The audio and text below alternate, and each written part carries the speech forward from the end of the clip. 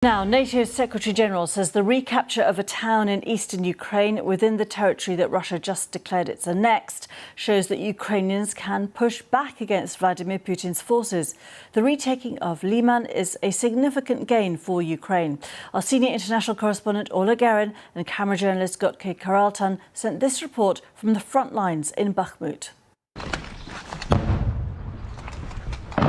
At the front line, with the guns in action, the order is run. We reach Ukrainian positions in the city of Bakhmut. We can't say where. But the Russians are close, we are told.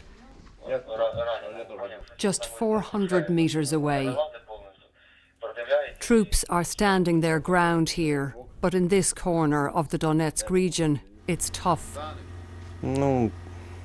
Alexander leads the unit and knows the cost of war, not only from fighting his own battles.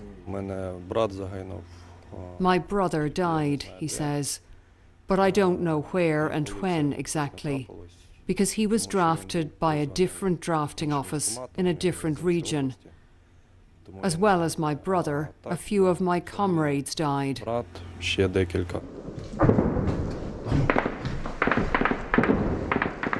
As battles rage just beyond the building, they deploy one of the key weapons of this conflict.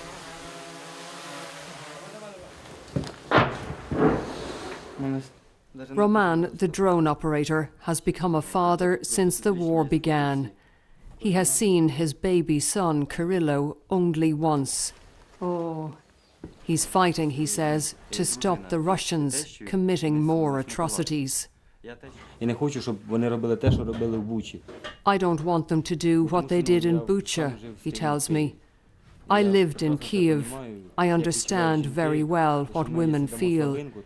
If we are weak, they will come for our families. So they defend every inch of territory. We've been hearing plenty of shelling, but not just shelling. There's small arms fire, which suggests that the Russians and the Ukrainians are not far apart. We have to be careful here. We've been told there is a Russian sniper operating from that direction. For the troops here, this is a grind, day and night, a hard battle to hold this position and stop the Russians from pushing into Bakhmut. President Putin claims this is now his, part of the territory he officially annexed on Friday. Soldiers here say he's deluded. The city centre bears the scars of his attacks and echoes to the sounds of his war. Imagine this was your home, torn to pieces. It seems abandoned. Then Ludmila peeks out. A pensioner who cannot walk, defenceless and terrified. She tells us most of her neighbours have gone and the building is leaking. A man was killed in the yard yesterday, she says. But she and her husband don't have money to leave.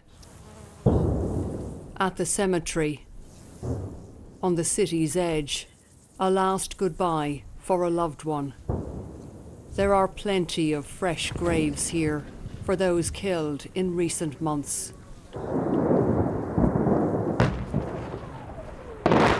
Suddenly, an exchange of shelling. Incoming rounds are getting closer. Neither the dead nor the living are safe here.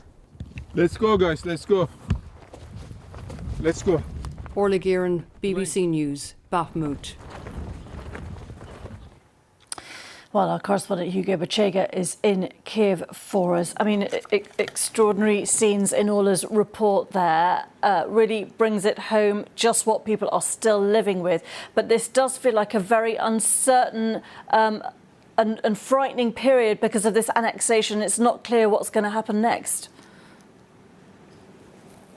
Yeah, Gita, and the Ukrainians say that they are responding to this declaration by President Putin with the counteroffensive, and the counteroffensive goes ahead. So the Ukrainians are saying that they have retaken another small village in Donetsk, the village of Turske, and this is close to Liman, this town that was recaptured by the Ukrainians on Saturday in a major victory for the Ukrainians. Liman was being used as a transport and logistics hub by the Russians, and this town gives the Ukrainians the possibility to move against Russian forces in occupied areas of Donetsk, but also Luhansk, these two regions in the east of the country. So it is important strategically, and it also has a major symbolism because this victory on Saturday came a day after President Putin went ahead with that declaration that Russia was annexing four partially occupied